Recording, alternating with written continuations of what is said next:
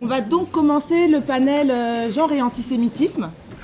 Donc, moi, je vais commencer par une petite introduction. Jusqu'il y a encore encore peu de temps, les rares recherches sur une approche intersectionnelle de l'antisémitisme avaient été développées notamment en Allemagne et aux États-Unis. On peut prendre par exemple l'exemple d'un article écrit par Karin Stegner en 2014 qui articule vraiment genre et antisémitisme, mais comme d'autres recherches en Allemagne sur l'antisémitisme, ces recherches ne thématisent pas, par exemple, la question du vécu de l'antisémitisme par les femmes juives. En France, l'articulation de genre et antisémitisme était aussi principalement thématisée sous le prisme de l'analyse du croisement entre antisémitisme, antiféminisme et mouvements réactionnaires d'extrême droite. On peut notamment mentionner l'article de Chetrouti et Teicher qui a été publié en 2016, dans lequel ils et elles font une analyse des mouvements de la Manif pour tous en 2013 et montrent comment transphobie et antisémitisme, LGBT-phobie sont des rhétoriques communes dans les discours d'extrême droite. Donc, il y a très très peu de recherches, alors qu'on peut se dire vraiment que ce champ de recherche, cet angle d'analyse est bien sûr infini, parce que les dimensions du social, dans une perspective intersectionnelle, peuvent être toujours analysées et réanalysées sous plein de formes. Parce que vraiment, notamment, l'antisémitisme produit des dynamiques genrées particulières.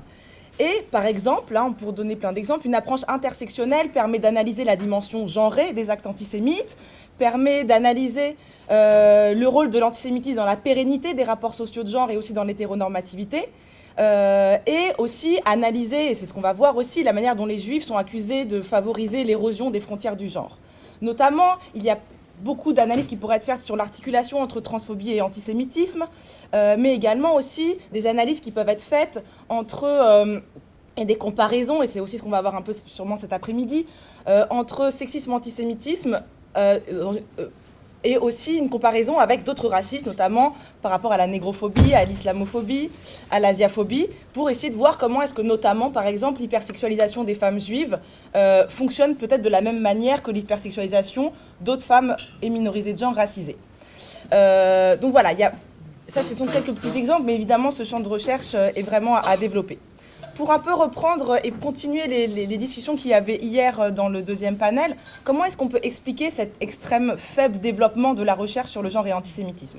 Donc, comme ça a été dit hier, c'est lié à un faible développement des recherches en général sur l'antisémitisme, mais aussi, et c'est aussi ce qui a été dit, un peu à une mauvaise réception des rares recherches sur l'antisémitisme à l'université.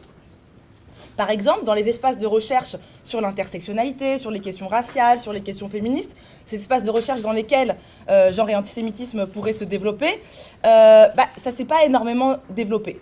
Parce qu'il peut arriver que dans certains espaces, pas dans toutes les facs bien sûr, mais dans certains de ces espaces, les juifs, donc comme on disait hier, dont la racialisation passe par une association des juifs au pouvoir, ne sont pas pensés comme dominés racialement, mais plutôt comme dominants, et donc ne sont pas inclus dans les recherches sur le racisme et sur les questions féministes. Évidemment, cette invisibilisation prend des formes différentes en fonction des espaces politiques, des universités. Il y a quand même parfois, on a pu entendre, quand on commence à parler de genre et antisémitisme et d'antisémitisme, des discours et des cadrages analytiques qui sont imbibés de cette association des juifs au pouvoir dans des espaces même universitaires. Donc en fait, les juifs ne sont pas, et notamment les juives, ne sont pas un sujet de recherche dans la plupart des espaces de recherche féministe et antiracistes. Et donc c'est pour ça aussi que la sociologie et la philosophie féministe ne s'en est pas vraiment emparée. On m'a demandé gentiment de parler un petit peu de mon rapport scientifique à cet angle de recherche. Donc pour en parler un petit peu rapidement, donc moi il y a 5 ans, je pense comme d'autres, il y a vraiment eu aussi une émergence de collectifs, d'espaces militants, de réflexion sur l'antisémitisme. Et moi, c'était un moment aussi, j'imagine comme d'autres, où je me suis rendu compte qu'il n'y avait vraiment rien sur une approche intersectionnelle de l'antisémitisme, il n'y avait rien sur cette articulation genre et antisémitisme.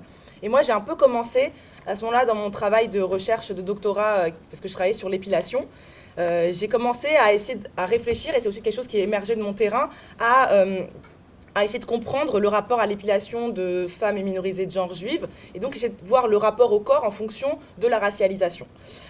Aujourd'hui, là, ça fait à peu près 2 ans et demi, je travaille sur les questions de violence de genre antisémite, donc je mène une enquête par entretien, et j'essaye de comprendre en fait les mécanismes idéologiques qui amènent à ces violences, mais aussi je travaille aussi sur l'impact en termes de subjectivité et donc en termes de socialisation raciale et de genre, donc l'impact de ces violences en termes de socialisation raciale et de genre, et donc voilà, je travaille aussi à partir des travaux notamment d'Emmanuel Boubatier et de Solène Brun pour essayer de penser les questions de mobilité.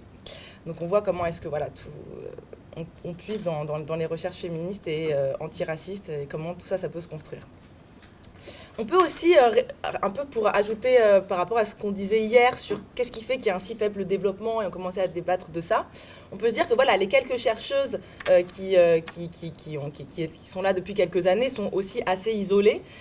Et donc, ça devient difficile de faire de la recherche quand on est isolé, notamment quand il peut y avoir une réception antisémite parfois de nos recherches. Alors c'est pas en disant il faut surtout pas travailler là-dessus, mais ça peut être des remarques, des analyses produites par d'autres chercheurs sur ce qu'on fait et qui sont des analyses en fait antisémites sur les juifs. Donc en fait c'est aussi d'où l'importance en fait de construire des espaces collectifs de recherche pour pas être isolé et pour se renforcer. Nous tous et nous toutes. Mais en fait, ce qui est important aussi de voir, c'est que, et aussi je pense que c'est la raison pour laquelle les choses bougent, c'est qu'il y a une nouvelle aussi génération féministe universitaire, je pense aussi, qui est mieux formée sur les questions d'antisémitisme politiquement, et pour ça qu'il y a une meilleure réception, je pense, depuis 2-3 ans, quand on parle de nos recherches sur une approche intersectionnelle de l'antisémitisme. Et je pense que si notamment le champ universitaire féministe est plus réceptif, hein, c'est une possibilité, c'est aussi lié, c'est bien sûr parce que les interventions et on va le voir, sont de grande qualité, mais aussi parce qu'il y a des collectifs militants de gauche sur l'antisémitisme qui ont fait un vrai travail important et qui a fait bouger un peu le paradigme du rapport à l'antisémitisme, à la fois dans le champ politique, mais aussi dans le champ de la recherche. Parce qu'on peut voir à quel point certains espaces de la recherche sont poreux aussi à la production du champ militant. Donc je pense que c'est important aussi de voir ça.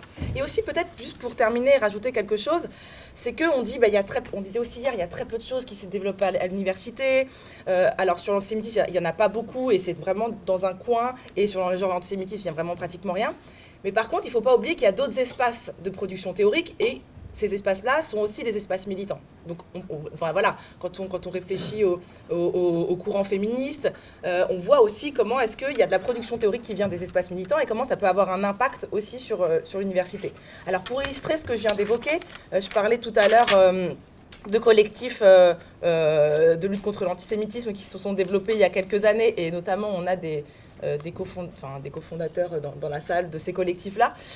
Pour illustrer un peu ce que je viens d'évoquer, et pour parler de mon parcours, donc il y a 5 ans aussi, avec notamment, avec Tal Peter Brood-Merks, on avait fait aussi ce même constat de l'absence d'approche intersectionnelle de l'antisémitisme dans les espaces politiques féministes et militants, mais aussi à l'université. Et donc on avait, juste pour en parler, on avait créé le collectif Juif Vénère, donc il y a 5 ans, en disant, on a envie de réfléchir à l'articulation sexisme-antisémitisme, on a envie de penser les questions, cette approche intersectionnelle de l'antisémitisme.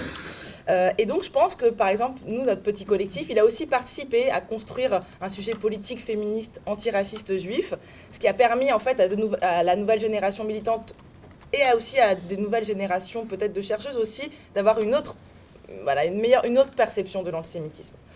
Et aussi, pour ajouter un dernier point, je pense que c'est vraiment très très important de construire des espaces collectifs, et notamment aussi parce que travailler sur des questions qui sont des enjeux de lutte très importants, c'est toujours difficile, hein, ça vaut pour énormément de recherches. Travailler sur des questions qui nous concernent aussi, sur des questions d'antisémitisme, de violence, etc., il y a aussi un prix à payer en termes de travail scientifique.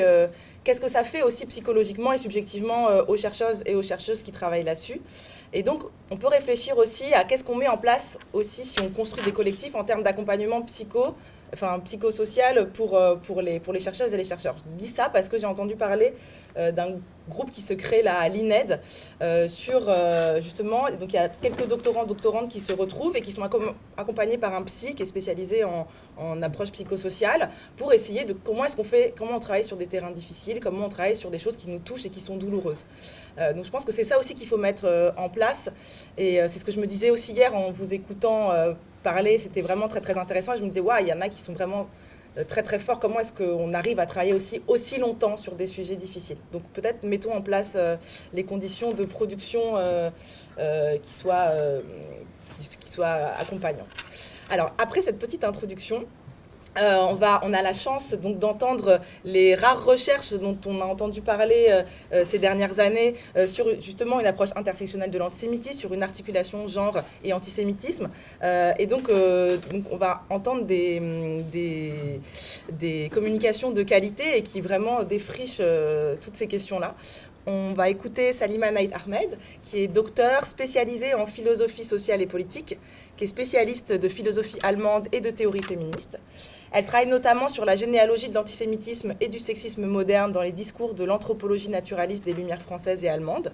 Et notamment, entre toutes les choses qu'elle fait et qu'elle produit, elle co-dirige avec Bruno Kelenek, qui est ici, et aussi avec Memphis Kriegberg, un ouvrage intitulé « Penser l'antisémitisme contemporain, approche germanophobe ».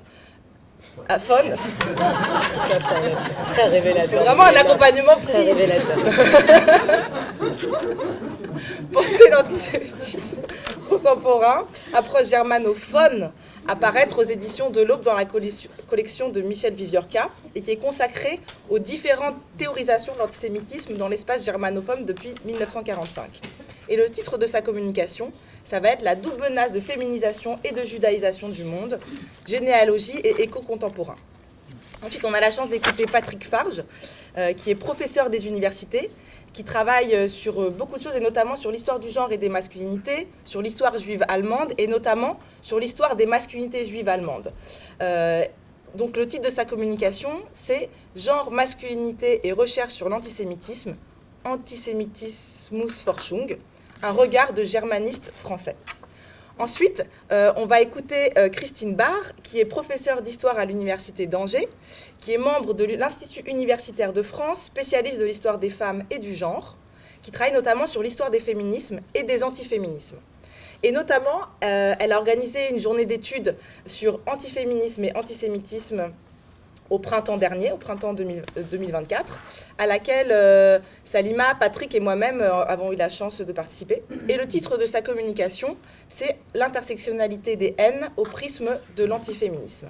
Donc vous avez chacune et chacun 20 minutes pour nous présenter vos recherches et je vous remercie par avance. Milena a bien dit, et je suis absolument d'accord avec son diagnostic, sur le fait qu'il n'y a pas encore beaucoup de travaux en France par rapport à ce qui se fait, par exemple, aux États-Unis, en Allemagne. Ce travail à l'intérieur du collectif sur le genre a été aussi préparé avec Natacha Tchetkouti, qui regrette vraiment de ne pas pouvoir être là. On aurait aussi beaucoup aimé qu'Ilana Weitzman soit avec nous ici.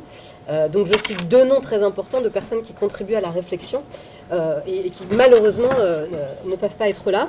Et je voudrais aussi remercier Sophie Goldblum, qui est professeure de Talmud et qui a travaillé aussi avec nous sur qui travaille avec nous à l'intérieur du collectif et qui a travaillé à la préparation de ce panel.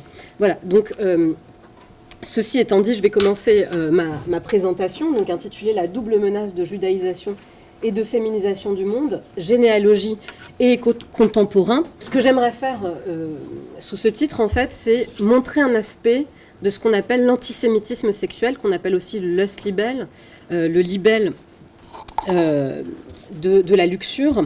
Et donc cette expression, libelle de la luxure ou antisémitisme sexuel, c'est une expression valise, disons, pour englober une très grande variété, un très grand panel de discours antisémites qui revêtent une dimension sexuelle, qui énoncent par exemple des accusations sur les juifs en rapport explicite avec la sexualité, que les juifs constitueraient un peuple pervers, qui contribuerait par exemple aujourd'hui à répandre la pornographie, la pédopornographie. Ce sont des tropes qui sont essentiellement véhiculés à l'extrême droite et qui reviennent en force aujourd'hui. Donc si vous voulez avoir une vue globale de l'histoire de cet antisémitisme sexuel que les historiens font débuter à partir du Moyen-Âge, vous pouvez lire l'article de Jonah Cohen qui a été publié en novembre 2022 dans la revue Fathom Journal. Donc moi, ce que j'aimerais faire, c'est essayer d'expliquer un moment de théorisation particulière de ce Lust-Libel autour de la pensée d'Otto Weininger. Mais avant cela, précisons encore l'actualité en fait de ce Lust-Libel. J'ai dit que les tropes qui sont véhiculés par l'antisémitisme sexuel se trouvent aujourd'hui surtout à l'extrême droite, dans l'alt-right aux États-Unis et aussi dans Nation of Islam, à travers la figure de Farrakhan qui est assez influente.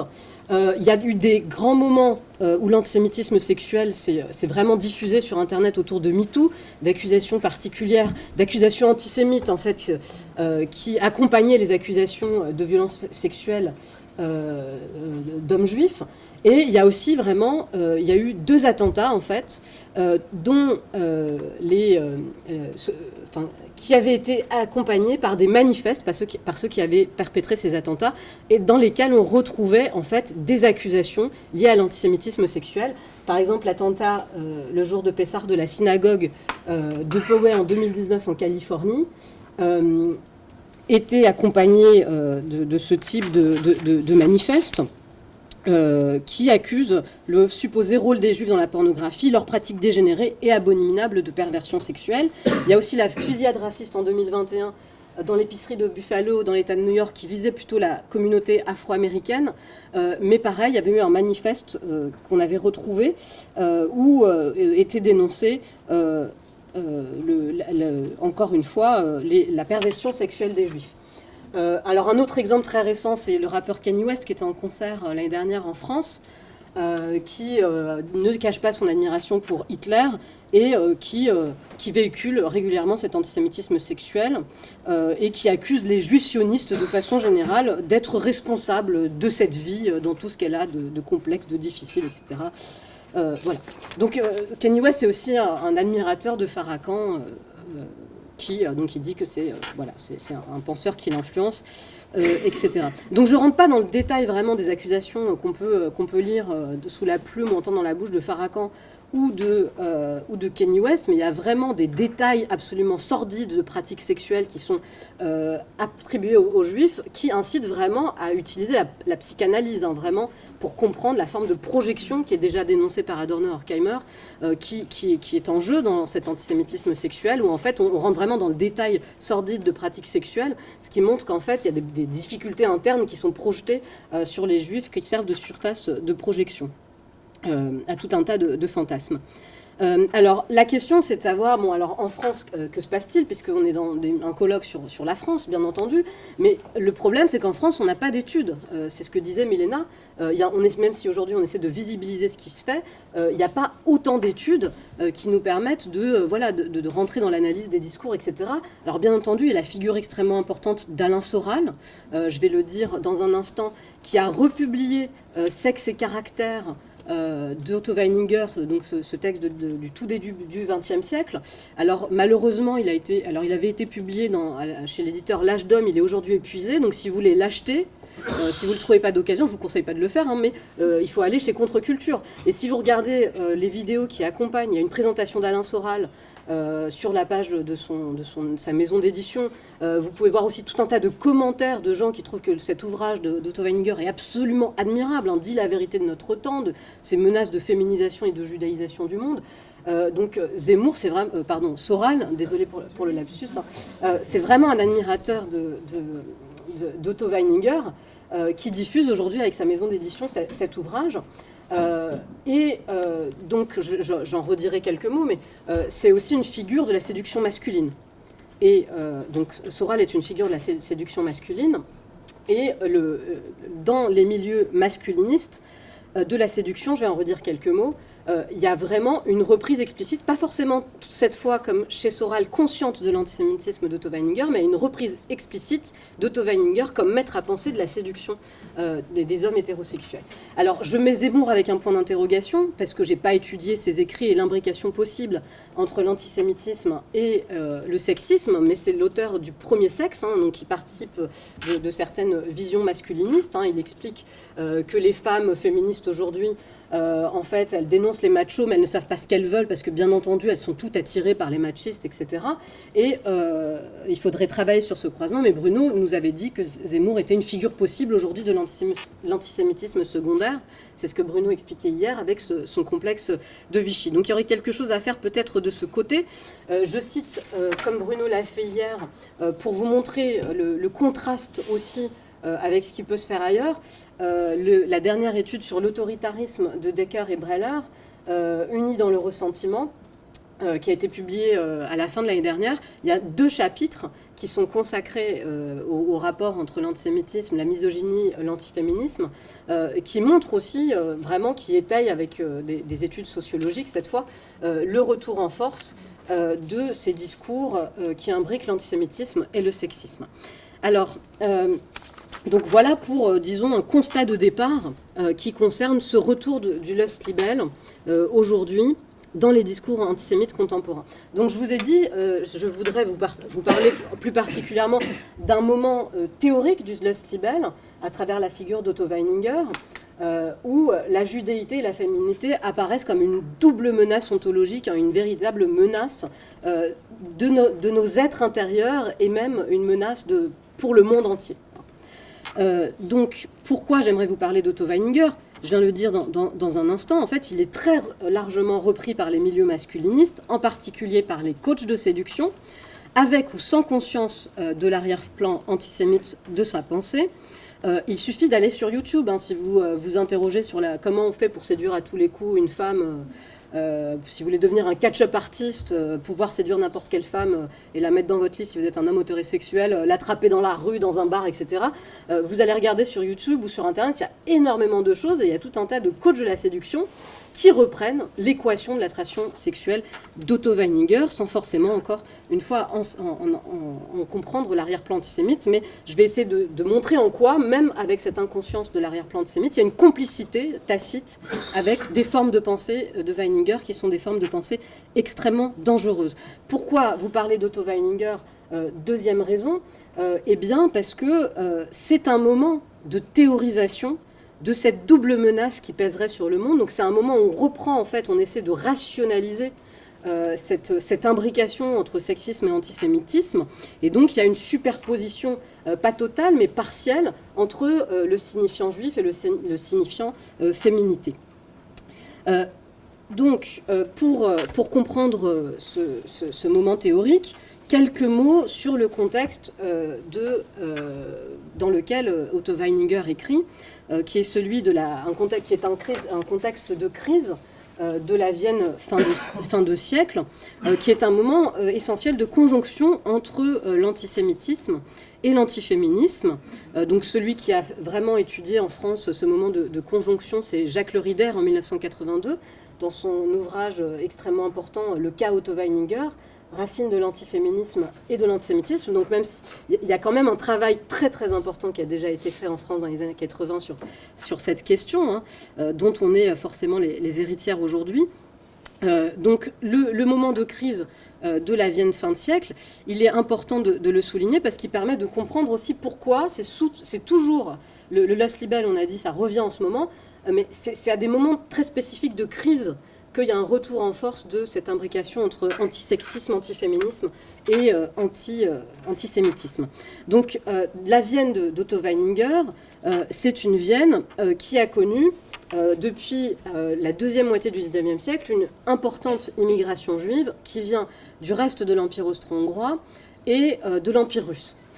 Donc on passe d'une situation, si je me réfère à Hilary Herzog, on passe d'une situation en 1857 par exemple où la population juive viennoise ne représentait qu'1% de la population totale de Vienne, à une population en 1900 où les juifs passent à 13% de la population viennoise, dans un contexte d'antisémitisme sur fond de crise économique en 1873 avec le krach boursier. Donc il y a aussi une surreprésentation, c'est ce qu'explique Hilary Herzog, une surreprésentation des juifs dans les gymnasien, donc dans les lycées, et dans certains secteurs de l'université, dans 3 secteurs de l'université.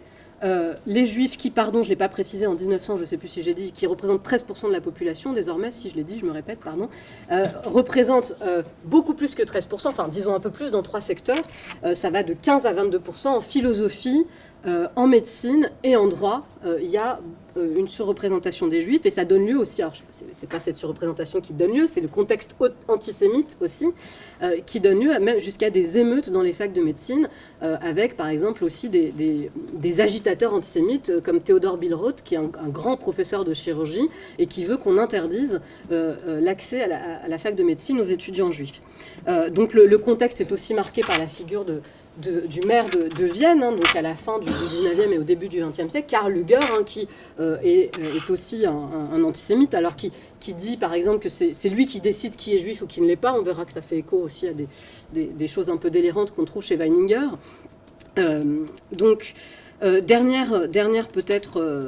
Dernier élément sur ce contexte de crise, il provoque sur le positionnement, dernier élément sur le positionnement politique des juifs, des juifs viennois, donc, ou des juifs autrichiens.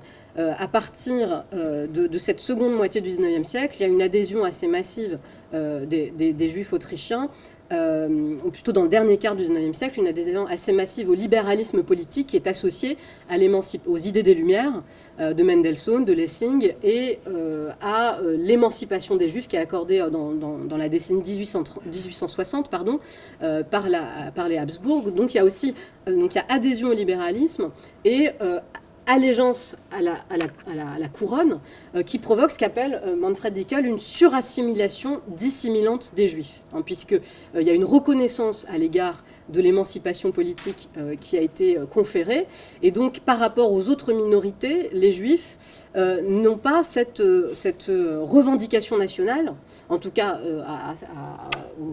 au moment de l'assimilation, disons, cette revendication nationaliste qu'on peut trouver chez d'autres groupes minoritaires, chez les autres minorités de l'Empire austro-hongrois, ce qui va changer hein, dans le contexte d'antisémitisme, hein, donc dans le dernier quart du XIXe siècle, où là, il y a un recul de l'adhésion au libéralisme politique, et il y a d'autres choix politiques qui se présentent pour les Juifs, comme le sionisme, le nationalisme non sioniste, hein, qui se réaligne sur les revendications nationales des autres minorités, ou la persistance de l'intégrationnisme.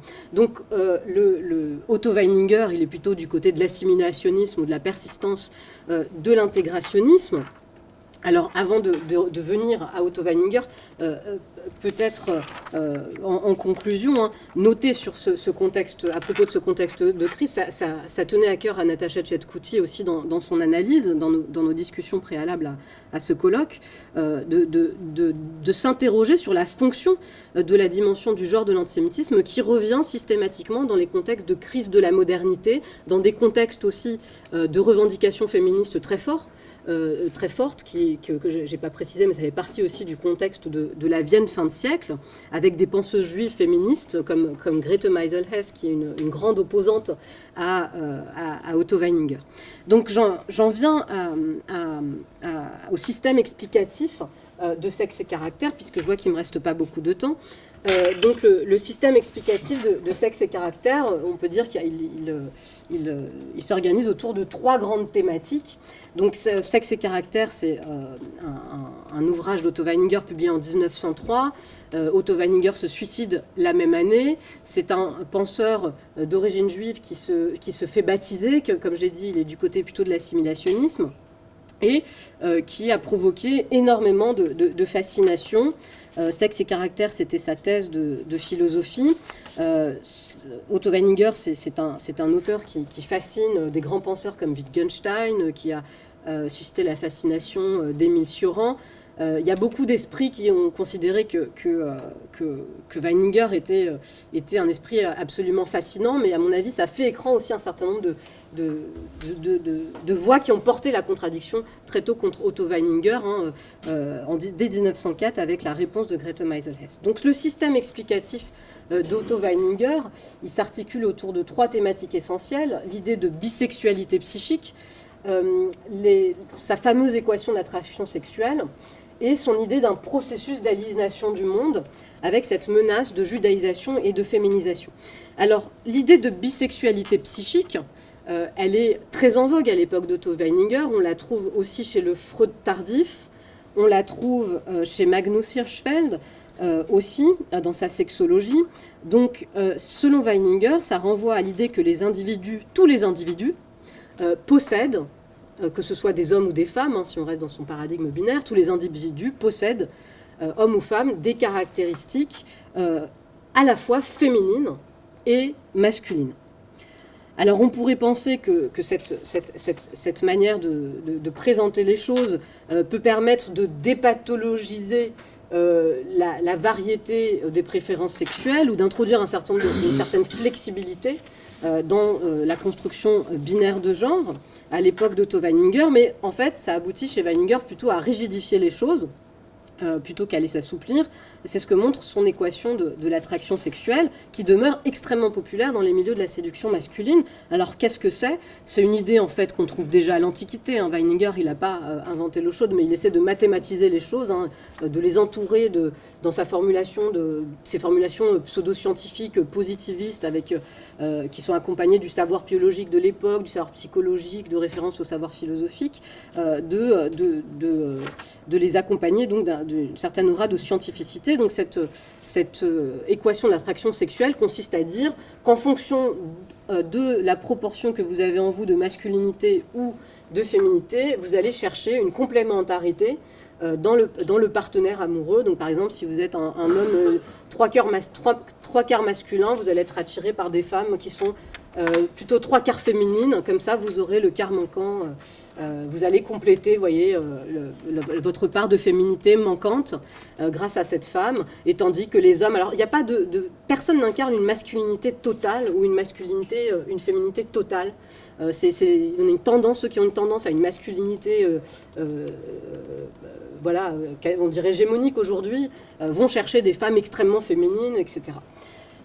Donc on pourrait se dire que voilà, à partir de cette équation, chacun va chercher une forme de complémentarité harmonieuse avec une égalité des deux pôles qui auraient la même valeur, mais en fait, il n'y a pas du tout la même valeur entre les deux pôles, puisque le masculin est hiérarchiquement supérieur au féminin et que la féminité est une menace. Donc pour Otto Weininger, il y a vraiment des passages qui précisent que les femmes masculines sont supérieures.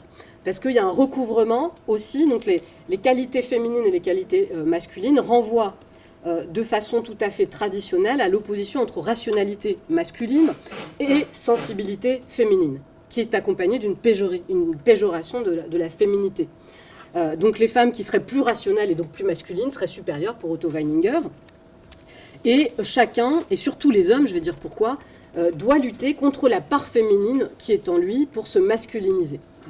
Alors pourquoi surtout les hommes ? Parce que ce combat est impossible pour les femmes, elles sont condamnées à rester féminines d'après Weininger. Alors, j'ai déjà beaucoup trop parlé, du coup je vais aller très vite sur la fin. Le couple féminin-masculin chez Weininger s'accompagne d'une superposition entre le couple juif et arien. Donc, de la même façon qu'il y a une péjoration de la féminité, il y a une péjoration de la judéité chez Otto Weininger, et de la même façon que le pôle masculin est entendu de façon positive, le pôle arien qui est associé au pôle chrétien, le pôle arien est associé à des valeurs positives. Donc la judéité chez lui est associée à une menace qui pèse sur l'ensemble du monde, de façon tout à fait paradoxale, à un attachement à quelque chose de terrestre, alors qu'à d'autres moments, il reproche aux Juifs d'être détachés de territoire, est associé au commerce. Donc pour Otto Weininger, il y a des Ariens qui sont plus juifs que les Juifs, et il y a des Juifs qui sont plus juifs que les Ariens. Donc il y a vraiment une hypostase de la judéité qui est complètement détachée, qui devient complètement détachée des individus empiriques, et qui devient uniquement un signifiant péjoré, de la même façon qu'il y a une hypostase de la féminité, qui est détachée des individus empiriques, et qui devient un identifiant, un principe métaphysique, qui est détaché du réel. Donc, pour conclure, ce qui me semble très important, peut-être en une phrase, par rapport à ce que je disais, ça revient en force dans les milieux de la séduction, et en même temps, il n'y a pas forcément de conscience de l'antisémitisme. Ce qui me semble assez dangereux dans ces milieux de la séduction, quand ils ne s'accompagnent pas de conscience de l'antisémitisme, c'est qu'il y a une volonté de réduire le monde en équation à travers une forme de pensée identifiante, une volonté de réduire la féminité et la judéité. Alors, la judéité, c'est inconscient, donc de réduire la féminité à un signifiant extrêmement fermé. Et donc, à mon avis, c'est cette pensée identifiante, cette pensée identitariste et extrêmement réductionniste qui passe par un antisémitisme et un antiféminisme métaphysique, délié du réel, qui est extrêmement dangereuse, qui est complice, en fait, de l'antiféminisme et de toutes les formes de racisme, en fait. Voilà, je vous remercie. Merci beaucoup.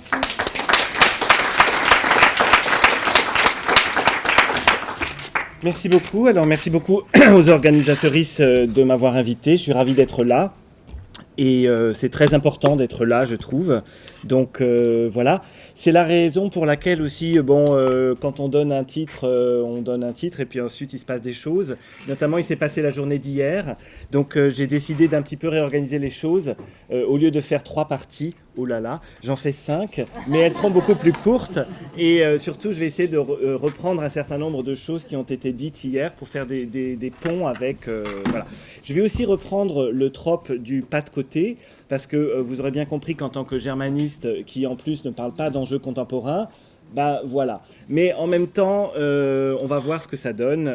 Voilà. Donc je vais d'abord, dans un premier temps, revenir un tout petit peu sur ce que j'ai retiré de la journée d'hier, et donc sur les enjeux par rapport au colloque, et de certains des points qui m'ont frappé hier et qui m'ont interrogé, en fait, qui m'ont nourri plutôt.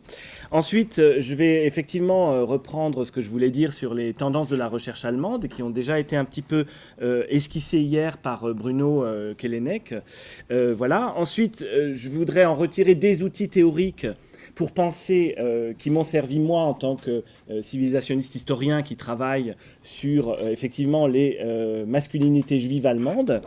Et puis, qui peut-être, d'ailleurs, ces outils théoriques peuvent nous servir aussi dans des enjeux contemporains. Donc peut-être que là, je vais peut-être être pertinent à ce moment-là, le reste, on verra. Et puis, je voudrais revenir sur la position aussi de germanistes français en tant que participants du champ des sciences sociales, parce qu'il s'est passé des choses dans les années 80 en particulier, avec la figure de Rita Thalmann, et je voudrais parler de Rita Thalmann aussi, avant d'en arriver à la fin à mon propre travail, mais ça, c'est pas grave. Parce que si ça vous intéresse, vous pouvez lire mon livre qui s'appelle « Le muscle et l'esprit ». Donc, je n'ai pas besoin de parler de ce que les autres peuvent lire. Donc, effectivement, il est difficile de se positionner en sciences sociales sur le sujet de l'antisémitisme parce qu'il y a des guerres culturelles, des nouvelles guerres culturelles dont nous sommes les jouets, mais qui traversent aussi d'ailleurs les enjeux, donc le féminisme, mais aussi les collectifs, les études queer par exemple sont traversées de ces mêmes guerres culturelles. Le mot fémonationalisme a été prononcé, mais on pourrait parler de l'homonationalisme aussi qui fonctionne un peu de la même manière. Donc ces enjeux, ces nouvelles guerres culturelles recouvrent autour du genre et de l'intersectionnalité. C'est des choses, je pense que Christine, qui parlera juste après, va dire des choses similaires. Elle est aussi nous sommes confrontés aussi à ces enjeux de guerre culturelle dans le féminisme, dans les études queer, qui recouvrent parfois aussi d'ailleurs des conflits de génération entre chercheurs et chercheuses. Donc c'est ça qui explique que je vais faire un pas en arrière, le pas en arrière de l'historien civilisationniste et le pas de côté du germaniste. Ce qui m'avait interpellé aussi, et ça c'est quelque chose que Sébastien Mosban-Attenson a développé hier, quand il faisait une histoire donc, de la sociologie française par rapport au positionnement sur l'antisémitisme, c'est que lors du lancement du livre qui était issu du séminaire du GSRL, qui portait sur l'antisémitisme aujourd'hui, rémanence ou permanence. Donc un livre a été publié aux éditions Hermann en 2022, et lors du lancement de ce livre, Paul Zawadzki, qui a été cité hier aussi, donc du GSRL, interpellait directement les chercheurs, chercheuses en sciences sociales, et plus particulièrement les chercheurs dans l'histoire et la sociologie des dominations. Et c'est là où je me suis dit, bon, j'ai assisté en ligne, c'était en ligne, à ce lancement du livre. Et je me suis dit, d'accord, donc là, ça m'interpelle, puisque en travaillant sur l'histoire des Juifs allemands, on travaille sur l'histoire des dominations. Voilà. Donc, et je suis allé chercher du coup une publication assez similaire finalement en Allemagne à ces questionnements qui étaient posés dans le séminaire du GSRL par une chercheuse qui elle est plutôt linguiste, qui travaille sur langage et émotion, qui est professeure à l'Université technique de Berlin. Ça, c'est une institution qui va être importante dans le propos d'aujourd'hui, la Technische Universität Berlin, parce qu'il y a le centre pour la recherche sur l'antisémitisme qui se trouve dans cette université, mais il y a aussi d'autres gens qui gravitent autour de cette université, et c'est très bizarre d'ailleurs qu'une université technique, enfin c'est pas très bizarre, mais ça s'explique, mais j'ai pas le temps, héberge ces questionnements-là. Il y a très peu de sciences sociales et de sciences humaines, finalement, dans la Technische Universität, mais ce qui s'y fait est particulièrement original. Cette chercheuse linguiste en sciences du langage et langage des émotions, c'est Monika Schwarz-Friesel, qui a publié, qui a coordonné un livre il y a maintenant presque 10 ans, sur l'antisémitisme de salon, là je reprends l'expression de Sylvain Bull hier, gebildeter Antisemitismus, donc sur l'antisémitisme des élites en Allemagne dans la période ultra-contemporaine, où finalement on retrouve un certain nombre des intervenants qui sont aussi intervenus dans le séminaire du GSRL. Donc il y a une interpellation finalement assez proche en Allemagne et en France sur ces questionnements-là. L'un des ponts entre ces deux collectifs, c'est par exemple le chercheur sociologue qui a été évoqué ici aussi hier par Sébastien Mosban-Attenson, Günther Jikeli, qui aujourd'hui est aux États-Unis et qui est intervenu dans les deux, qui a publié dans les deux livres, dans le livre français et dans le livre allemand. Donc, ça c'était un petit peu le premier point sur une manière de rattacher mon propos à des choses qui ont été dites ici et qui m'agitent. Voilà. Le second point, il concerne donc ce centre pour la recherche sur l'antisémitisme de l'Université technique de Berlin. Donc, Bruno, tu l'as dit hier, ce centre a été créé en 82. Donc, 82, c'est un moment assez fort en France comme en Allemagne des questions sur l'antiracisme. Ce centre a été créé à l'initiative du président de la communauté juive de Berlin, Heinz Galinski, de l'Université technique de Berlin, qui cherchait aussi à profiler son secteur de sciences sociales. C'est une université, je le rappelle, technique. Et de la ville de Berlin-Ouest à l'époque. C'est là que fut créée la première chaire de recherche sur l'antisémitisme passé et présent. Et à cette occasion, d'ailleurs, un ancien exilé qui avait été membre de l'école supérieure pour la science du judaïsme, Hochschule für die Wissenschaft des Judentums, Herbert Strauss, est revenu des États-Unis pour être le premier directeur de ce centre à Berlin. Voilà, ça avait été un proche collaborateur de Léo Beck aussi, donc on voit très bien d'où il vient, et donc il revient à Berlin à ce moment-là. L'orientation thématique de ce centre est plus large depuis le début que la recherche sur l'antisémitisme stricto sensu. Et ça, c'est quelque chose qui m'intéresse et qui intéresse peut-être aussi, nous intéresse. Alors, sont financées depuis le début de ce centre des recherches sur l'histoire juive en Allemagne qui avaient besoin d'être travaillées. On était encore avant la fondation du musée juif de Berlin, etc. On était bien avant ça. Sur l'histoire du nazisme, et Wolfgang Benz, qui en a été le directeur dans les années 90, était un spécialiste de l'histoire du nazisme. Et voilà. C'est un centre qui s'intéresse depuis le début à l'histoire du racisme et de la xénophobie et à la sociologie des extrémismes en Allemagne et en Europe, donc la dimension européenne. Je me sens, à titre personnel, plus proche de la directrice actuelle de ce centre, Stefanie Schüler-Springorum, qui a pris la tête du centre en 2011. J'ai été fellow de ce centre en 2012-2013 et c'était le moment où, et c'est là où je vais en arriver aux outils théoriques, la recherche sur l'antisémitisme en Allemagne, qui suivait par là une tendance dans la recherche sur l'histoire du nazisme en Allemagne, s'est ouverte à des questions qu'on peut appeler culturelles. Bon, le tournant culturel était déjà bien avancé en 2011, mais pas tant que ça dans la recherche allemande sur l'antisémitisme et sur le nazisme. Et Stefanie Schüler-Springorum, elle participe pleinement de cette ouverture-là, donc en travaillant le culturel. Voilà, il y a encore une chose que je voulais dire sur ce centre. En 2008, donc on était encore sous la direction de Wolfgang Benz. La question du parallélisme antisémitisme-islamophobie en Allemagne avait aussi été soulevée dans un colloque qui avait fait grand bruit, et notamment par une couverture de presse très très critique. Et Wolfgang Benz avait dit que face aux critiques portant sur la question de la comparabilité de l'antisémitisme et de l'islamophobie, il soulignait qu'en tant que chercheur sur le nazisme et sur les préjugés antisémites, il considérait qu'il fallait étudier si les mêmes mécanismes n'étaient pas à l'œuvre de part et d'autre.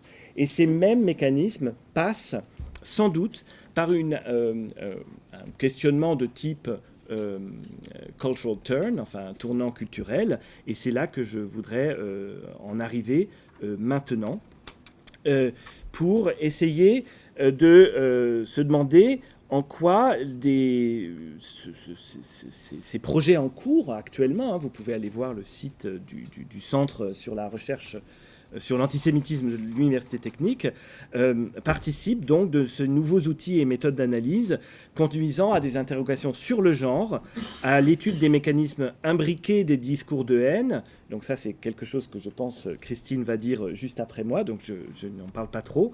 Et des questions de comparabilité entre antisémitisme, antiféminisme et homophobie.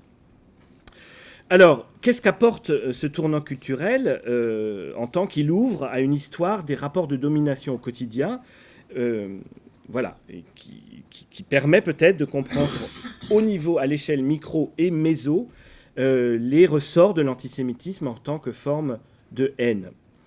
Donc, ce tournant culturel dans les études sur le nazisme a mis en avant des concepts comme les identités, les émotions, l'aspect performatif des actes sociaux, les constructions de sens des acteurs, la recherche, ce tournant culturel dans l'historiographie sur le nazisme en Allemagne est très imbriqué avec l'histoire du quotidien allemande, l'Alltagsgeschichte, donc à la Alf Lüdtke, qui a beaucoup travaillé sur les deux dictatures allemandes et qui s'est beaucoup intéressé à l'échelle des acteurs.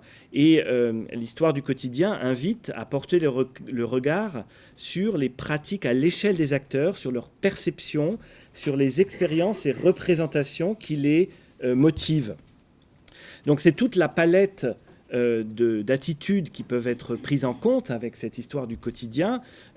Par exemple, l'histoire du quotidien a montré qu'il y avait je parle là des années 30, qu'il y avait en Allemagne des antisémites fanatiques, mais toute une palette, toutes ces zones grises qu'il faut étudier aussi et qui n'avaient pas tellement été étudiées par avant.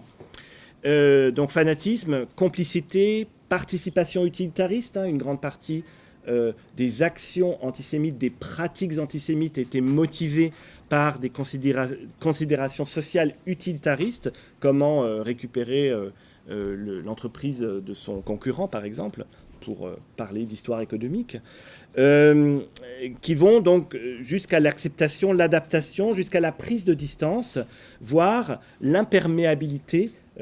Très peu en œuvre, mais c'est un terme travaillé par l'histoire du quotidien, l'imperméabilité à l'idéologie antisémite.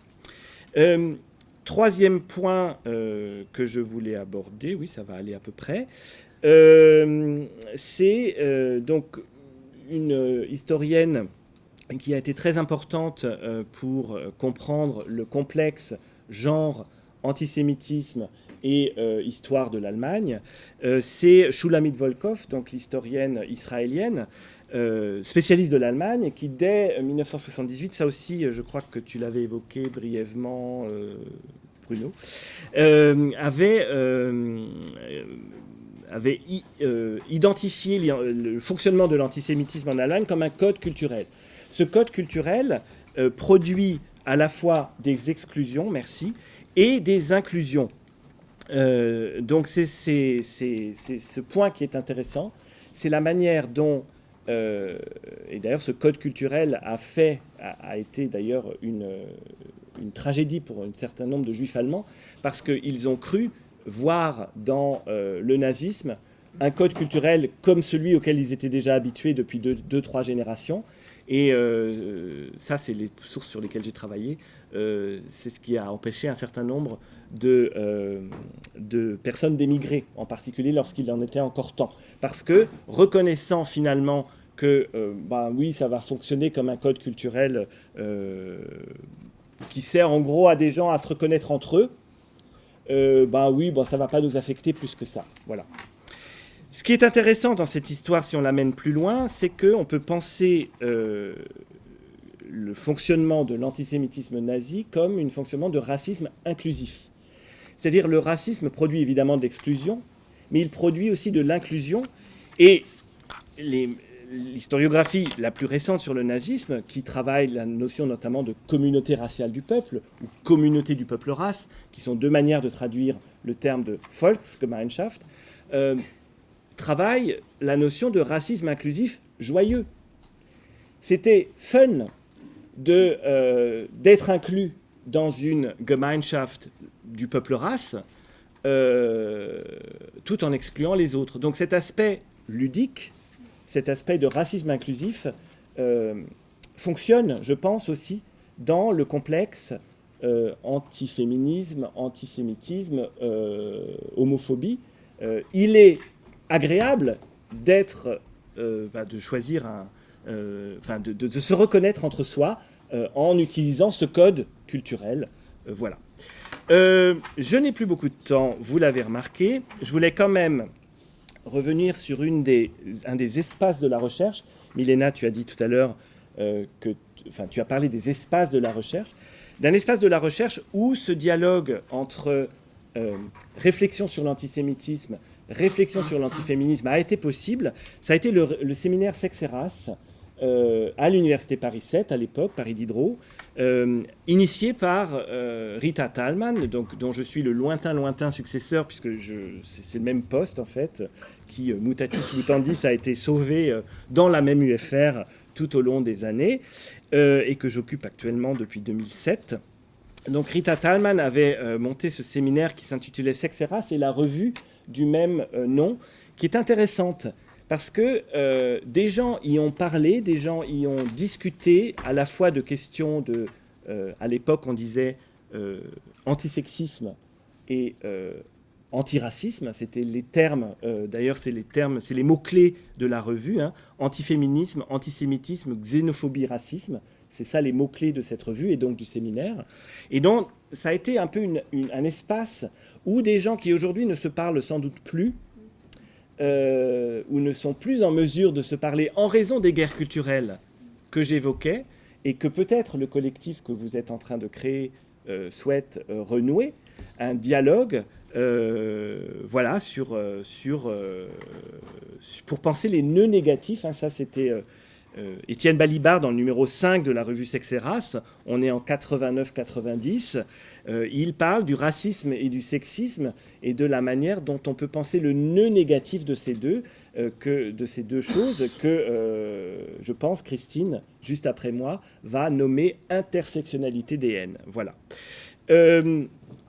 J'ai pas tellement le temps de revenir sur mes propres travaux, mais là, j'ai 1 minute pour vous parler du fait que la masculinité fonctionne aussi comme... que des ascriptions de genre touchent la masculinité et qu'on peut prendre des tas d'exemples. Le seul exemple que je prendrai, parce que je n'ai pas le temps, c'est les associations de vétérans de la Première Guerre mondiale, juifs, dans l'Allemagne de l'entre-deux-guerres, qui voient arriver le nazisme et qui pensent que sur l'axe du genre, ils sont dominants, ils sont vétérans de la Première Guerre mondiale, ils ont tout ce qu'il faut, et que ça va les protéger. Et ça va les protéger une fois, 2 fois. Il va y avoir des manifestations, on est en 1934, on est encore en 1935, des manifestations de ce cercle de vétérans qui vont dire, ben voilà, on est décoré, on a participé à la guerre, on a participé à la défense de la nation. Donc tout ça, c'est l'histoire des masculinités qu'il a montré, hein, construction du nationalisme, construction de la masculinité. Et ça va les protéger même après à Theresienstadt, mais pour d'autres raisons. C'est parce que leur camaraderie des tranchées va leur permettre de s'aider les uns les autres et d'avoir un taux de survivants un peu plus élevé. Voilà. Les anciens, voilà. Ça, c'est une recherche toute récente qui le montre. Je m'arrête là parce que la minute est passée. Je suis très heureuse d'être avec vous, même si mes obligations professionnelles m'ont retenue à Angers. Mon université est connue pour son activité autour de l'histoire du féminisme. Elle abrite le centre des archives du féminisme et accueillera bientôt la première exposition du musée des féminismes. Nous avons aussi une tradition d'analyse de l'antiféminisme depuis la fin des années 90. Il y a eu l'ouvrage collectif « Un siècle d'antiféminisme », puis le colloque franco-québécois tenu 20 ans plus tard, « Antiféminisme et masculinisme d'hier et d'aujourd'hui » avec Francis Dupuy-Berry et Mélissa Blé. J'y ai proposé la notion d'intersectionnalité des haines en travaillant sur le journal d'extrême droite Minute. Ma sensibilité à cette question s'est aiguisée pendant mes années de formation à Jussieu, où se tenait le séminaire Sexe-Eras de Rita Thalmann. Rita Thalmann et Françoise Bache ont été des éveilleuses importantes. Et dans la même génération, toujours du côté des études féministes, l'influence de Colette Guillaumin, qui avait travaillé sur l'Action française, a été aussi très importante. Dans cette mouvance intellectuelle liée au féminisme matérialiste et à l'héritage beauvoirien, nous avons appris à désessentialiser, à dénaturaliser les groupes humains, à observer les processus de sexage et de racisation, ces constructions sociales qui visent à hiérarchiser, exclure, voire détruire. Le contexte était marqué par le refus du MLF, le backlash des années 80, la montée du Front National, les mobilisations féministes contre l'extrême droite. Et en témoigne le livre sous la direction de Claudie Le Cellier et Fiametta Weller, L'extrême droite et les femmes en 1997. Parallèlement, l'histoire du nazisme et l'histoire de Vichy s'amplifiaient et se complexifiaient avec des approches féministes. La figure d'Otto Wallinger, je n'y reviendrai pas, avait refait surface. Et l'ouvrage de Jacques Le Rider, le cas Otto Wallinger, a beaucoup compté. Il est important de transmettre cet héritage à la fois intellectuel et militant. Où en sommes-nous aujourd'hui? Quelles sont les nouvelles recherches? Ces questions ont justifié une journée d'études sur antisémitisme et antiféminisme à l'Université d'Angers le 20 mars 2024. Elle était organisée avec Camille Clairet, qui a soutenu une thèse intitulée « Le lys et la plume, l'action française au miroir des correspondantes de Charles Maurras ». Et donc Christelle Bayon, qui travaille actuellement sur antiféminisme et antisémitisme de plume sous la Troisième République. Elle se réfugie sous la Troisième République après avoir passé 2 ans pour son master avec Alain Soral. Le titre de son master est Alain Soral à l'intersectionnalité des haines. Nous voulions interroger l'articulation des schèmes antiféministes, LGBT-phobes et antisémites dans les discours, les imaginaires politiques et les représentations culturelles d'hier et d'aujourd'hui. Dans le cadre de cette journée, nous avons décliné l'antisémitisme au pluriel, puisqu'il s'agit d'une haine protériforme, héritière de l'antijudaïsme basée sur des préjugés, des mythologies multiséculaires et des expressions politiques, culturelles et religieuses diverses. En tant qu'opposition collective à l'émancipation des femmes, l'antiféminisme est relativement récent, mais il s'appuie sur une misogynie très ancienne. La naissance de ce contre-mouvement de pensée et d'action a précédé la structuration même du mouvement féministe au XIXe siècle, comme par anticipation de l'émancipation à venir. Quoi qu'il en soit, la pensée antiféministe est profondément réactionnaire, en ce qu'elle s'oppose au changement social et appuie ses modèles dans un passé ou des traditions bien souvent réinventées. Pour autant, les différents colloques qui se sont tenus à Angers ont bien montré la diversité des rhétoriques antiféministes et le fait qu'elles puissent être portées par des hommes comme par des femmes, de droite mais aussi de gauche. Ces mêmes colloques ont aussi souligné les convergences entre antiféminisme et stigmatisation de l'homosexualité, notamment en vertu de l'assimilation des féministes aux lesbiennes. Lors de notre journée d'études de 2024, nous avions proposé 3 axes de réflexion: le champ politique jusqu'aux mobilisations anti-genre et transphobes contemporaines, la dimension culturelle du sujet, à la façon dont Chantal Meyer-Plantureux a pu analyser le théâtre et le cinéma au prisme des représentations antisémites et LGBT-phobes.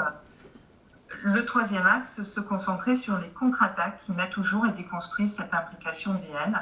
Et c'est cette partie riposte qui a été la plus nourrie, ce qui confirme le constat d'un énorme déficit d'études sur la production et la dissémination des haines croisées. Nous n'avons malheureusement pas reçu de propositions sous forme de témoignages, et c'est un regret. Peut-être que cela pourrait être un projet pour l'avenir. Il faudrait recueillir des paroles de victimes pour équilibrer les sources et mettre en évidence concrètement l'impact des discours haineux sur les personnes. Mon prisme pour aborder l'intersectionnalité des haines est l'antiféminisme, soit l'opposition en mots ou en actes à l'émancipation des femmes. Il n'offre pas un corpus idéologique d'idées ou d'auteurs homogènes, et pourtant, il forme un contre-mouvement permanent, influent, qui traverse les clivages politiques classiques, même si son ancrage réactionnaire à droite est essentiel. L'antiféminisme, ça se complique, n'est pas toujours revendiqué comme tel, il se prétend parfois féministe. Ruse, flou, brouillage sont des stratégies payantes. Les antiféminismes se concentrent sur certaines luttes ou les visent en bloc, dans les différentes sphères de la société. Ces formes aussi sont très variables, de la blague de comptoir au crime, en passant par des discours politiques ou savants, ou encore des œuvres de fiction. À l'instar des féminismes, souvent associés à d'autres combats pour la démocratie, le progrès social, les droits humains, les antiféminismes passés et présents se situent souvent à une intersection qui implique la xénophobie, l'antisémitisme, l'antiprotestantisme, l'antimaçonnisme, l'anti-américanisme, l'anglophobie, l'anticommunisme. Et je ne pourrais pas citer là tous les anti possibles. Et rappelons-le aussi dans un contexte colonial qui renforce l'idée de race et de hiérarchie des races, ainsi que des religions.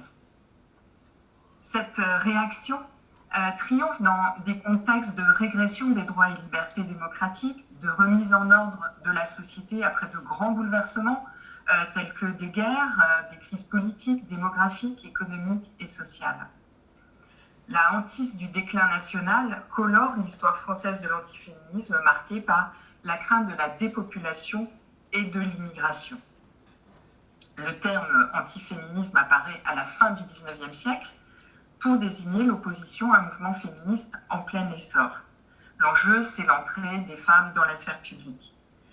Et l'intégration des femmes dans la sphère publique remet en cause la sphère privée telle qu'elle a été pensée par le droit et la morale dominante. Donc tout ceci est bien connu. Alors il n'y a pas en France une organisation spécifiquement antiféministe, contrairement à l'Angleterre ou à l'Allemagne. Pas de centralisation, pas de leader reconnu, mais un antiféminisme presque à l'état chimiquement pur avec le discours très structuré de l'Action française qui domine pendant le premier tiers du XXe siècle, la droite nationaliste et antisémite qui s'oppose vigoureusement au féminisme et l'accuse de vouloir détruire la famille et de représenter un danger d'extinction de la race. Il y a là une vision vraiment crépusculaire, décliniste, qui fait le nid des haines croisées. Et cette vision n'est pas seulement soutenue par des idéologues fanatiques. on la voit présente aussi chez des savants républicains. Je pense par exemple à tous ceux qui ont justement bâti la théorie de la dépopulation, les premiers démographes en fait, qui étaient tous des fervents militants natalistes.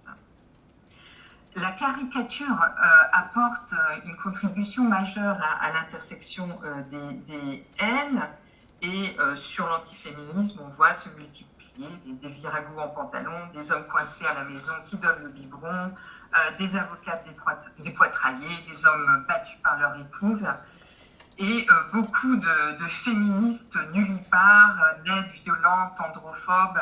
Cette image marque durablement les esprits. Donc sur le plan idéologique, c'est l'extrême droite donc, qui fait des discours de haine son noyau dur. Pour le chantre du nationalisme intégral Charles Maurras, une réaction virile est nécessaire contre le péril franc-maçon, juif, protestant et métèque, mais aussi contre le péril féministe. Alors, le féminisme est à la fois présenté comme une idéologie ayant d'ores et déjà triomphé et féminisé la société française, mais en même temps, il est aussi qualifié de produit d'importation inassimilable et complètement contraire à l'esprit français. Alors, ce que je voudrais souligner, c'est que ces discours nationalistes, antisémites, antiféministes sont aussi féminins. On pourrait citer la romancière Gyp, mais aussi du côté plus idéologique, Marthe Borelli, qui a élaboré une véritable théorie du contre-féminisme. Pour elle, la française, et c'est un statut dont sont exclues les femmes juives, la française est une race en voie d'extinction. Elle estime que le féminisme est une invention juive et que la double influence juive et féminine accélère le déclin de l'Occident. Elle a théorisé cela dans plusieurs livres.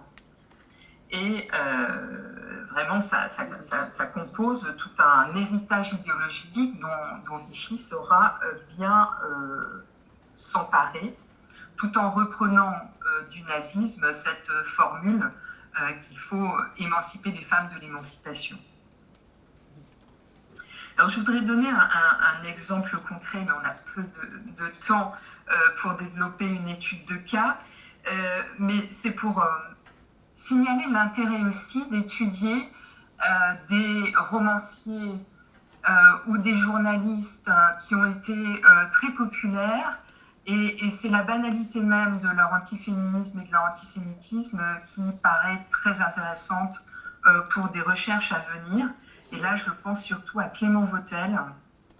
Depuis ma thèse que j'ai soutenue en 93, je reprends dès que je peux cette définition du féminisme par Clément Vautel.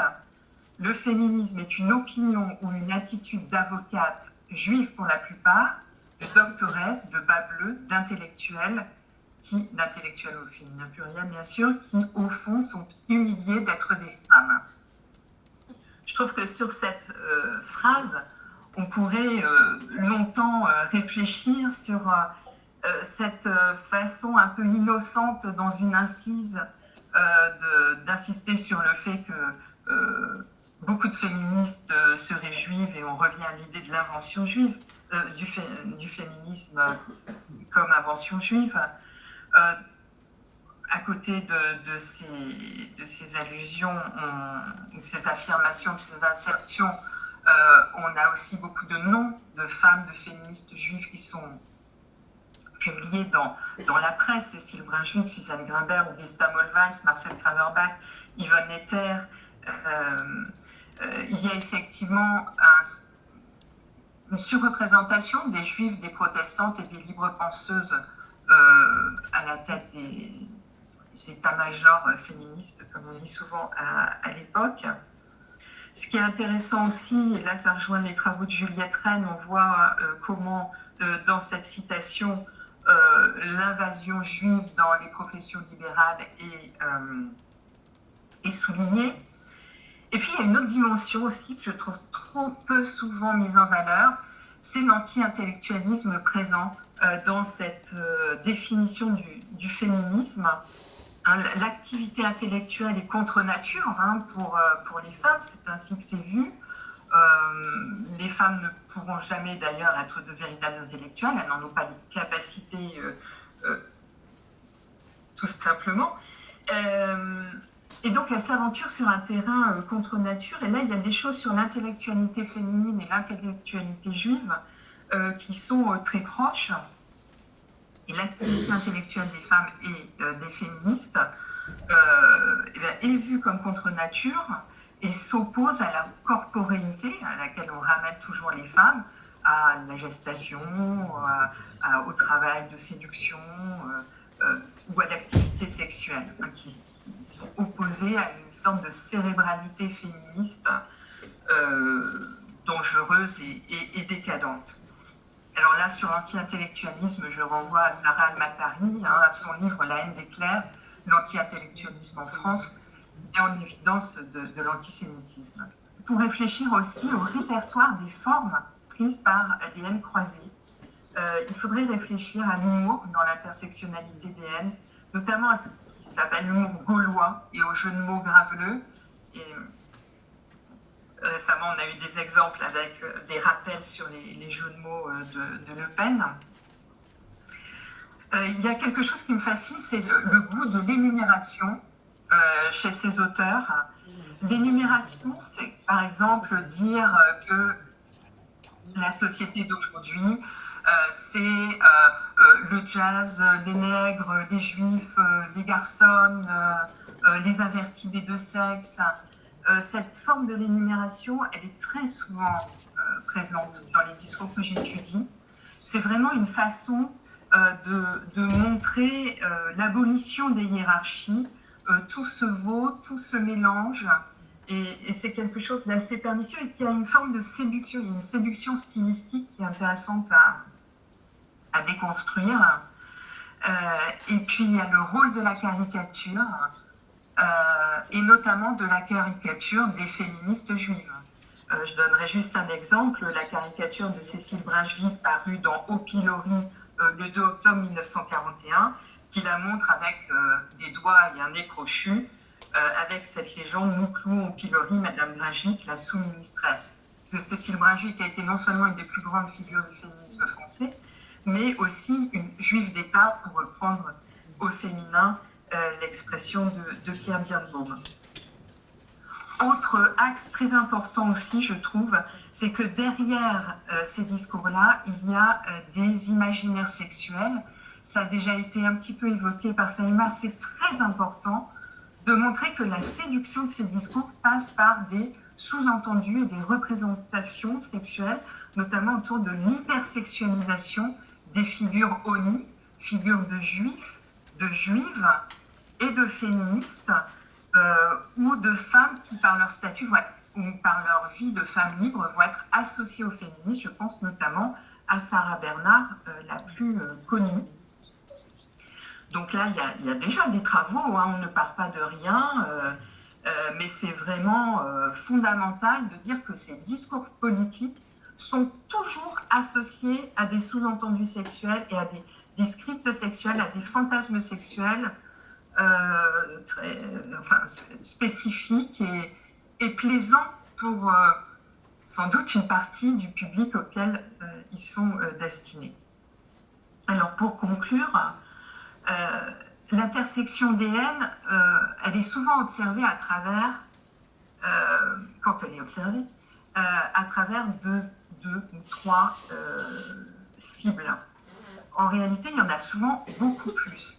Et je trouve que là, on a encore énormément de travail à faire. Là, pour cette journée, j'ai juste essayé d'articuler antisémitisme et antiféminisme, en insistant sur l'antiféminisme, parce que si on regarde les ouvrages sur l'histoire de l'antisémitisme, sur l'histoire du nationalisme, on a quand même assez peu de choses sur le sexisme, qui pourtant peut être vu comme la matrice de tous les rapports de domination, comme si c'était un peu une évidence qu'il y a de la misogynie dans ces discours, et ça n'est vraiment pas du tout assez étudié.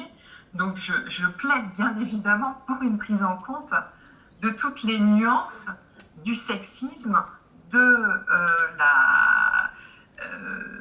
de la misogynie et de l'antiféminisme, qui est en quelque sorte la forme politique.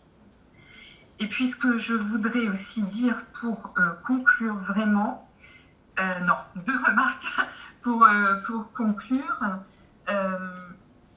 J'ai parlé de la forme la plus radicale d'intersectionnalité des haines avec l'extrême droite, en insistant sur l'extrême droite ou sa banalisation via des gens comme Clément Vautel.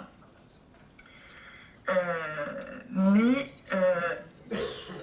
ce qu'on voit aussi, c'est qu'en fait, appartenir à un des groupes humains visés par ces haines imbriquées n'immunise pas du tout contre les discours de haine. C'est-à-dire qu'on peut avoir des féministes reprenant des discours ou des postures antisémites et vice-versa des anti-antisémites qui vont être assez peu conscients de la nécessité de s'opposer à l'antiféminisme. Et en fait, ces haines imbriquées sont tellement banales. C'est cette banalité, cette idée de banalité sur laquelle je voudrais conclure. Parce que les discours politiques ou les pamphlets qui sont souvent étudiés ne sont au fond que la partie émergée de l'iceberg. Et il faut essayer de comprendre un continuum de haine sous des formes qui peuvent être de plus en plus violentes et essayer de saisir la base de l'iceberg, ces représentations banales de haine des femmes et des juifs, et plus spécifiquement là des femmes juives et des femmes juives féministes, ou supposées l'être, comprendre donc cette base de l'iceberg pour voir comment il nourrit des formes politiques d'imbrication des haines, et une fois que ces discours deviennent publics et parfois inspirent des politiques publiques, eh bien en retour, ils vont nourrir cette base de ce que j'imagine comme un iceberg, c'est-à-dire les préjugés ordinaires. C'est mon dernier mot. Je termine avec ce cercle, cette circulation entre la base des préjugés et la formulation politique, idéologique qu'il trouve dans beaucoup de discours politiques. Merci beaucoup, Christine.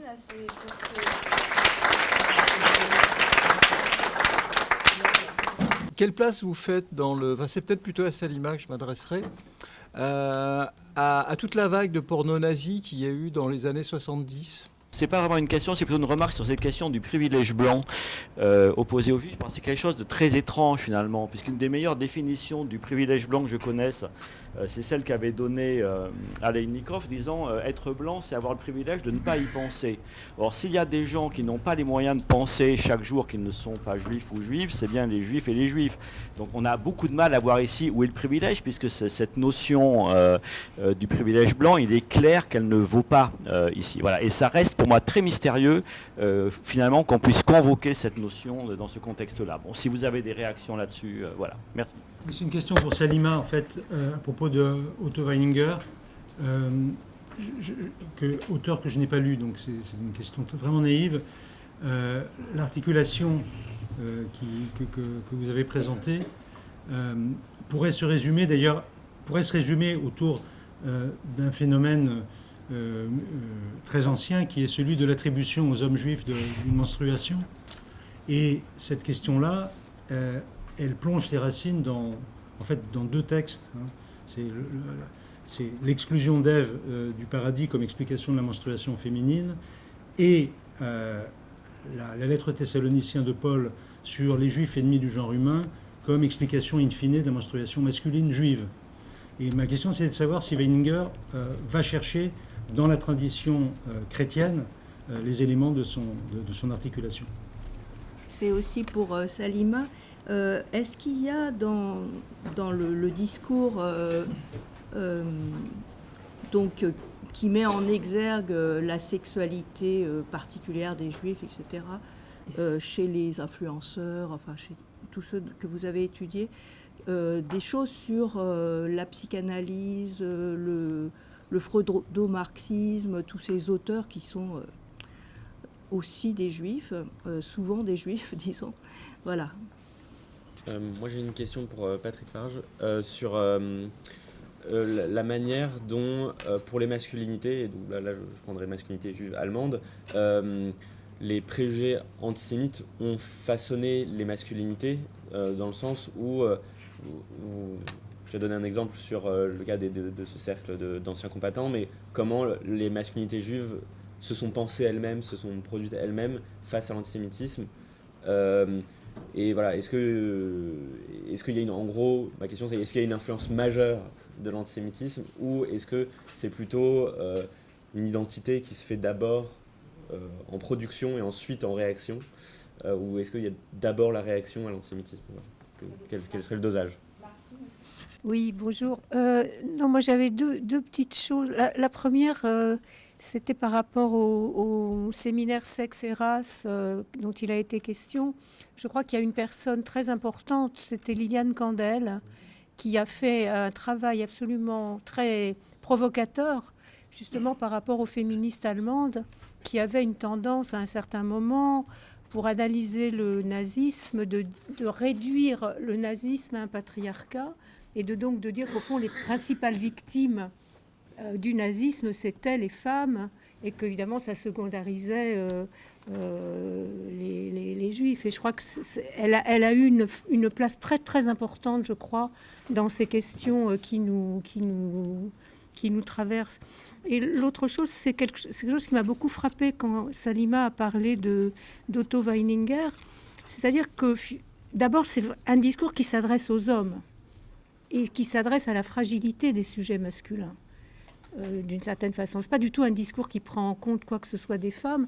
Et c'est important de rappeler qu'on est dans cette période de crise et aussi d'assimilation des juifs et des femmes, au fond, à l'ordre global, comme ça. Et que c'est à ces moments de crise de crise des repères, comme ça, que ce genre de développement antisémite et antiféministe se produit, ça me paraît. Et évidemment, ça fait tout à fait penser à ce que nous vivons aujourd'hui, avec en particulier ce qui se passe aux États-Unis, quoi. C'est tellement... Oui, voilà, c'est ça, juste ça que je voulais mentionner. Oui, merci pour toutes vos présentations. Moi, j'avais 2 remarques. Je pense qu'il y a vraiment s'il y a un endroit où ça peut se développer la réflexion sur l'antisémitisme, c'est peut-être dans les études de genre, parce qu'on a l'habitude de récupérer tout ce qui est études qui sont marginalisées, puisque c'est là qu'on arrive à faire des études sur la race, sur la blanchité, etc. Donc pourquoi pas sur l'antisémitisme, ce qui n'est pas contradictoire avec les 2 précédents a priori. Et je me disais que par contre, il y avait quelque chose d'intéressant puisqu'on parlait de domination, mais en fait, les Juifs étant associés à la domination, à quel point on n'est pas dans la... En fait, le fait que l'antisémitisme et l'antiféminisme puissent être corrélés, c'est aussi la réaction à des gens qui sont dominants. En fait, les femmes qui menacent l'ordre du genre et les juifs qui menacent la société dans son ensemble. Et donc, il n'y a pas quelque chose qui change dans la façon dont on voit la domination là, puisque c'est pas des faibles qui sont concernés. Et je pense, parce que le problème, c'est que Milena n'a pas parlé de ces travaux, mais je pense à ce que tu avais raconté à un colloque où j'étais sur les viols antisémites et sur le fait que c'est aussi violer une femme juive, c'est aussi reprendre le pouvoir sur les juifs en fait. Et donc qu'il y a là un enjeu qui est un peu différent parce que, en ayant beaucoup travaillé sur les violences de genre, on les explique par le fait qu'il y a une domination. C'est par la domination qu'on explique la violence de genre. C'est ça qui la rend possible. Et là, on a quelque chose qui est la domination de genre permet en fait de récupérer le pouvoir sur le groupe racialisé juif. Et je pensais aussi au fait que, je ne sais pas si vous aviez suivi cette histoire sur les cartes postales pornographiques coloniales, qui avaient fait l'objet d'un livre, etc. Et il y a dans le podcast Heureuse comme une âne arabe comme une arabe en France de LSD.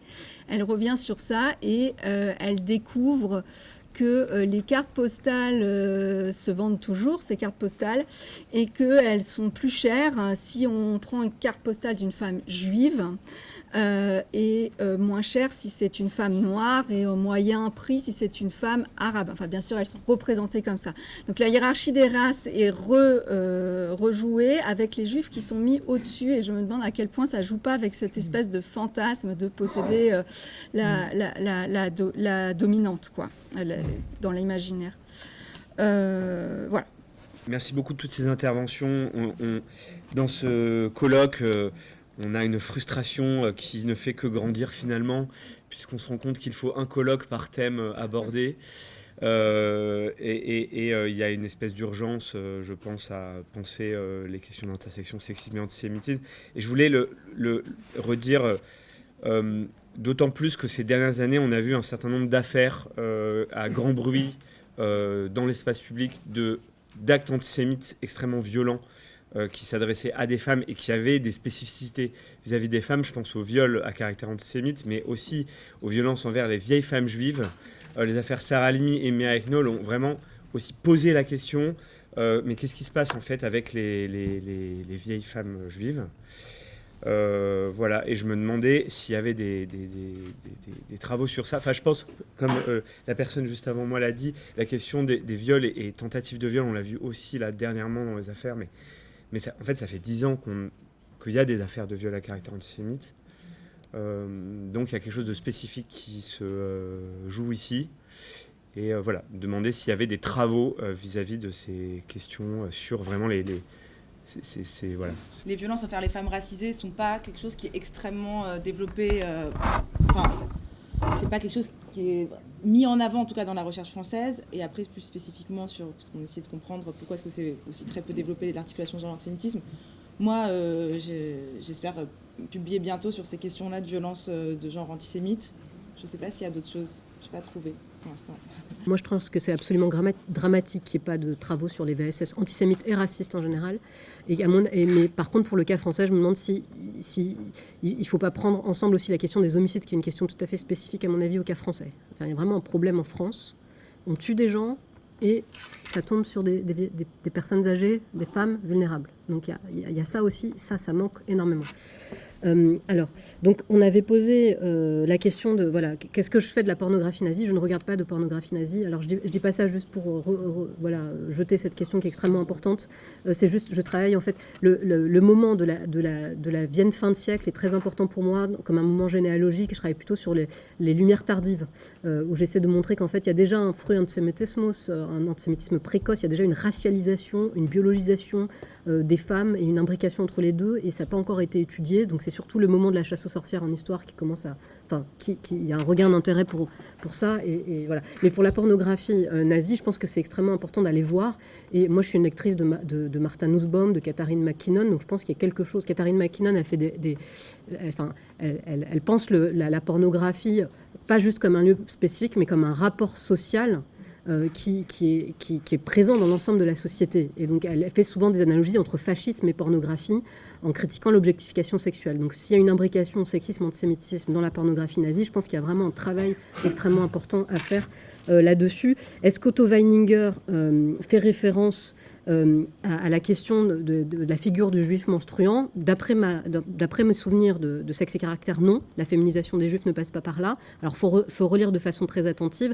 Et du coup, dans mon souvenir, je vois pas des références à Paul ou à l'exclusion d'Ève. Il y a plutôt l'identification de la judéité au monde des affaires contre le monde chrétien de la culture et le monde de l'esprit, quoi. Voilà. Alors, je sais plus quelles étaient, pardon, les questions. Non, je pense qu'il reste juste la question de Martine, l'importance de la notion de crise de la masculinité. Je pense qu'on est dans un moment extrêmement important où à la fois les juives féministes et les juifs en général sont accusés de perturber l'ordre et en même temps d'être toujours du côté du manche, quoi. Donc on retrouve ce moment de crise de la masculinité, mais il faut aussi préciser que cette notion de crise de la masculinité, elle est très débattue chez les historiens. Vous pouvez regarder l'introduction du livre de Mélanie Gourarier, Alpha Mâle, séduire les femmes pour s'apprécier entre hommes. Il y a toute une introduction de cette notion de crise. Elle montre que les historiens, en fait, ils placent la crise de la masculinité à différents moments de l'histoire et qu'en fait, c'est la notion de masculinité elle-même qui est profondément instable et qui est continuellement en crise. Mais là, il y a un moment de crise, je pense, qui ressemble à la Vienne fin de siècle. Dès qu'on entend le mot crise de la masculinité, attention, c'est un anathème utilisé par les masculinistes à différentes périodes de l'histoire pour en fait redéfendre leur précaré. Donc ça, vraiment, juste trigger warning, crise de la masculinité, ça sent pas bon, c'est qu'il y a un truc derrière. Alors je vais répondre à 2 questions qui m'ont été posées. La première sur Liliane Kandel et la revue et son rôle dans Sexe et Race et plus largement. En fait, Liliane Kandel, mais aussi Liliane Cripps et Rita Thalmann elle-même ont pris position dans ce que l'on a appelé par ailleurs la querelle des historiennes, la Historikerinnenstreit, puisque Gisela Bock, l'historienne allemande féministe, avait écrit un gros bouquin dans les fin des années 90, enfin ses recherches, c'est les années 80, elle le publie fin des années 80, début 90, qui a suscité énormément de réactions outre-Atlantique. Donc en fait là on est dans un triangle Allemagne, outre-Atlantique où il y a des réceptions quasi immédiates, France. Et du coup, Liliane Kandel, Liliane Cripps et Rita Thalmann faisaient vraiment œuvre de médiatrice et de discussion croisée entre ce qui se passait finalement plutôt de manière transatlantique. Cette querelle des historiennes, c'est effectivement exactement ce nœud-là. Gisela Bock avait dit que globalement, les femmes sous le nazisme avaient été des victimes, là où des historiennes américaines, je vais les citer, Claudia Kunz en particulier, Mothers in the Fatherland, c'est son grand bouquin, et Atina Grossman, elle est d'origine juive allemande, elle parle, bref, Atina est super, avait dit à Gisela Bock, non. Donc il y a eu énormément de comptes rendus croisés en fait de livres dans des grandes revues d'histoire américaines spécialisées sur l'Allemagne et German History en particulier, et des revues allemandes. Et c'est ce qu'on a appelé le Historikerinnenstreit, la querelle des historiennes, évidemment avec une référence à la querelle des historiens qui avait eu lieu quelques années auparavant sur la nature du nazisme, etc., etc. Voilà. Et donc là, Liliane Kandel prenait position en tant que chercheuse en France, en sciences sociales françaises, sur cette question et participait donc d'un dialogue transatlantique. Et ça, c'est des phénomènes qu'on a un peu perdus. Enfin, souvent, la France est à l'extérieur de ces discours-là, et c'est un peu le rôle des germanistes, enfin des gens qui s'intéressent à l'Allemagne, que de faire ce lien. Bon. Et je réponds à la deuxième question qui concerne donc la manière dont les masculinités juives sont façonnées de l'intérieur par les stigmates antisémites, en fait, finalement. Puisque répondre aux stigmates de féminisation des hommes juifs, que Salima a évoqué aussi, ça affecte les vies juives. Et donc, c'est à ça que je me suis intéressé, en fait, dans mes recherches. On connaissait bien les discours ascriptifs sur la féminisation antisémite des hommes juifs vus par les antisémites, mais ce qui manquait, c'était la manière dont ça affecte des vies au quotidien, dont ça affecte, par exemple, des adolescents qui grandissent et qui, dans leurs journaux intimes, parce que c'est ça les sources qu'on peut mobiliser pour travailler là-dessus, c'est des journaux intimes, c'est des égo-documents, ce sont des entretiens d'histoire orale, j'ai beaucoup travaillé sur des entretiens d'histoire orale, voilà. Donc il y a 2 manières de réagir, enfin il y a toute une palette de manières de réagir, mais l'une c'est des formes, c'est toujours cette dialectique entre assimilation et dissimulation. Donc soit on va essayer de rejoindre le cœur de la nation, et donc il y a énormément d'associations de mouvements de jeunesse, par exemple, sionistes aussi en Allemagne, qui deviennent sionistes en cours de route aussi, et qui apprennent aux garçons à se défendre, etc., donc à adopter une masculinité de combat pour... Et c'est très ambigu, parce que c'est à la fois une manière de se défendre en tant que juif et donc de devenir un juif du muscle. Mais c'est aussi une manière de rejoindre le cœur de la nation allemande, parce que finalement, donc c'est très ambigu, au point qu'on peut peut-être dire que c'est une des formes ultimes de nationalisme, enfin de rejoindre le nationalisme, et des formes de dissimulation.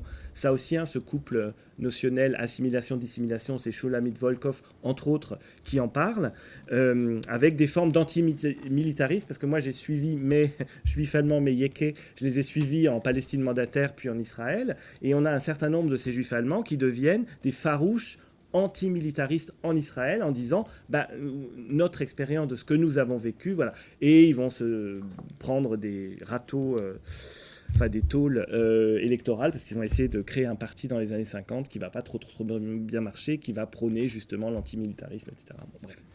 On vous remercie beaucoup.